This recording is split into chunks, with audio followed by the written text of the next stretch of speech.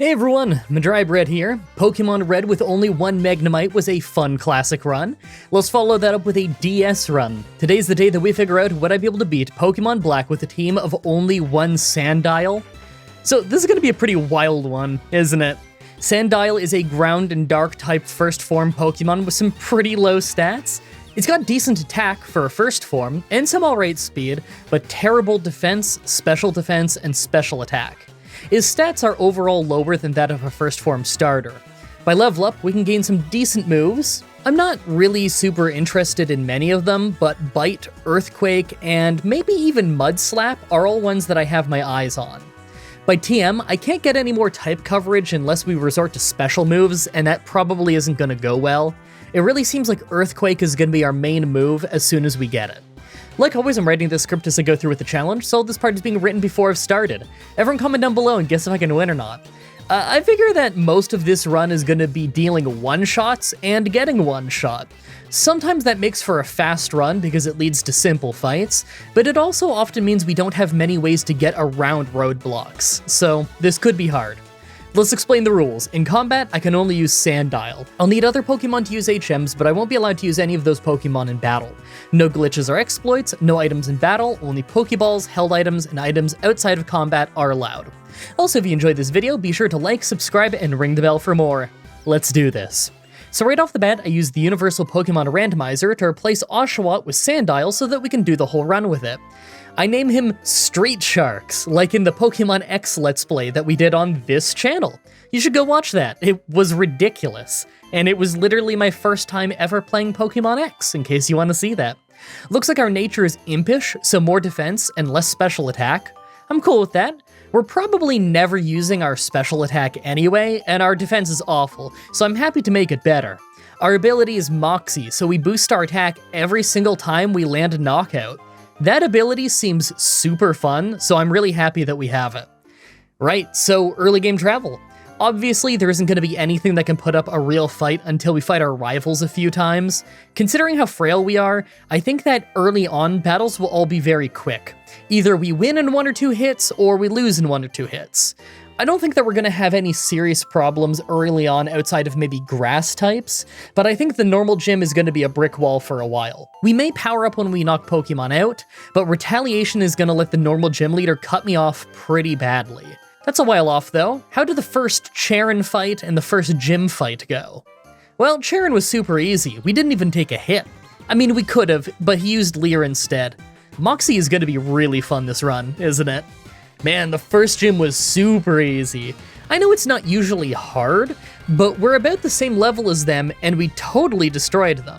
I guess we're a high attack Pokemon with the same type attack bonus. That really carries us in the early game. So, while I'm in the Dream Yard, we've got Charon, our first proper end fight where there's some challenge, and then the normal gym. Honestly, the normal gym has me worried, like it usually does. Not only do we not have any fighting moves, but we can't learn any. Bite is still our strongest move until we get Crunch, and Bite is debatably better since it's not much of a power difference and we can get flinches with it. Hey, maybe that's how we're gonna have to win that gym, hoping for flinches. Wish me luck. Charon outside of town was once again pretty easy, although we finally took a hit this time. We really did take a lot of damage anytime we get hit. I'm kinda worried about that. So, N outside of the gym literally didn't even hurt us until he sent in Timber. Looks like fighting types are going to be a real issue this run. We just don't hurt them that much.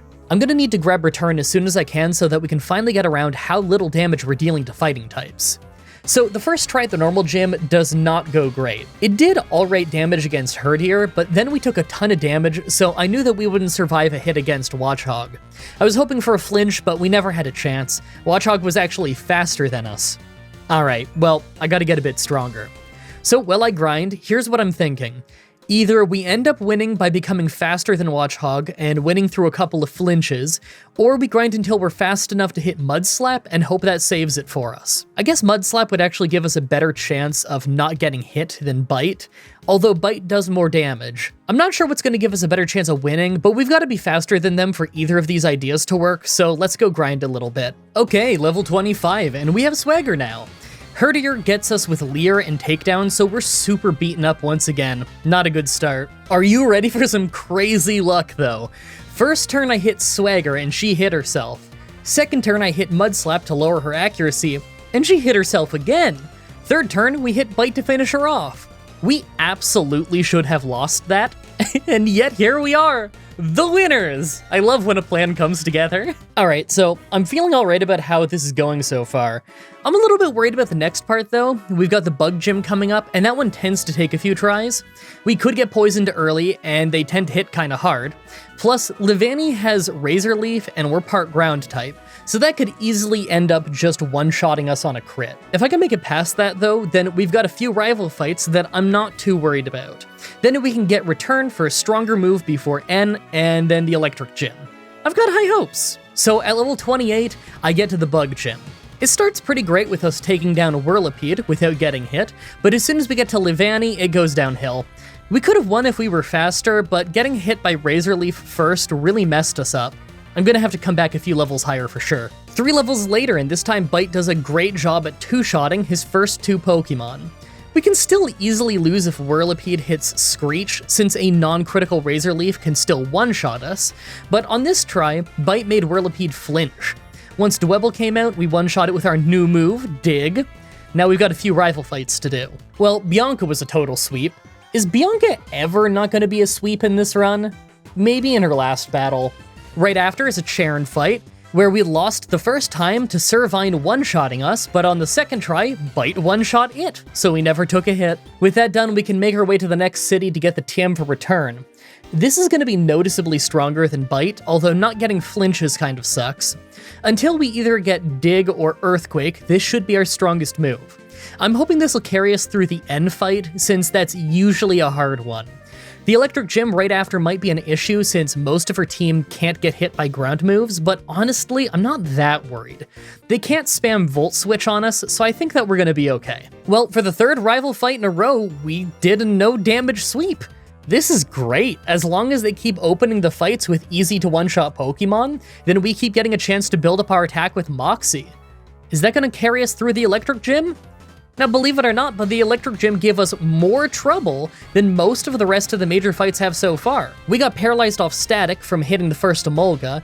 That's actually one of the few ways that we can get paralyzed as a ground type. Both of them went down fine though. Zebstrika was able to do some damage, but it's not immune to ground, so I could just use Dig on it. Overall, not that bad. On our way over to the next town is another Cheren fight, but outside of Liepard being faster than us and getting a few weak hits in, it was a sweep. I love how one good ability is making our adorable little Croc into a war machine. Alright, more travel. So we've got to get to the ground gym, then Bianca, then N, then the flying gym. I'm pretty sure that Bianca and N are going to be easy, but I'm not really sure about the ground gym. Dig is our best move, and I don't know if they know Earthquake or not, but it does extra damage while you're underground, so that could bite me if they have it. Which I don't think they do, but I don't really remember. I also don't know how the flying gym is going to go, since we're going to be stuck using Return for that one, and they've got a water type too. Still, as long as the first couple Pokemon are easy, then we might build up our attack to brute force our way through. It seems like that's going to happen a lot this run. Wow, the ground gym was a sweep.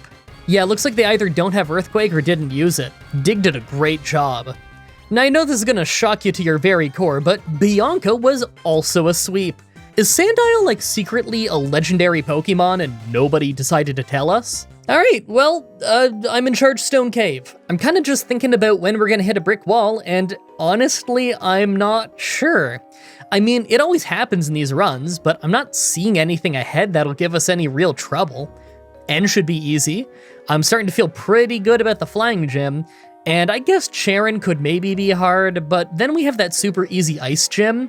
Hey, maybe we could have a hard time at the start of the last Bianca fight, you know? Due to, Intimidate? If not that, then maybe the Elite Four will give us trouble. At least the fighting trainer probably will. Right. The end fight. He didn't hit me.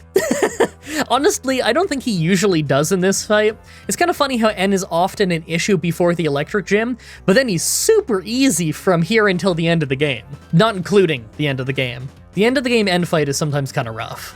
The flying gym made me nervous at first since our first Pokemon was faster than us and did some great damage. But then we just swept the whole team like it was nothing. I love this run.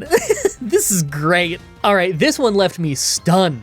We got to the Charon fight, and because it was spring and thus raining, Simipour cut off our one-shot streak by one-shotting us with Scald. Well, it had to happen eventually, right? I'm sure I could just level up a couple of times and then I'll be faster than them. Oh, it's alright. 3 levels later and we were faster, so we won. Man, that's good. I thought I was gonna have to do something hard today. Don't mind me, just getting lost in Twist Mountain like usual. The ice gym is gonna be super easy, right? So in the entire ice gym, I only ended up taking 1 hit, and it was against the gym leader's final Pokemon because I forgot it had Levitate, so I missed with Earthquake. We actually took a ton of damage on that, but hey, we still won, and that damage was entirely my own fault. Alright, so we're kind of in the home stretch already. We've got the last Bianca fight, the Dragon Gym, and the last Charon fight, then we're on to the Elite Four. I think that Bianca will stall us out at the start of the fight, but if we can hang on and get a couple of knockouts, then we'll get sweeping again. Dragon Gym shouldn't be too hard unless they're faster than us.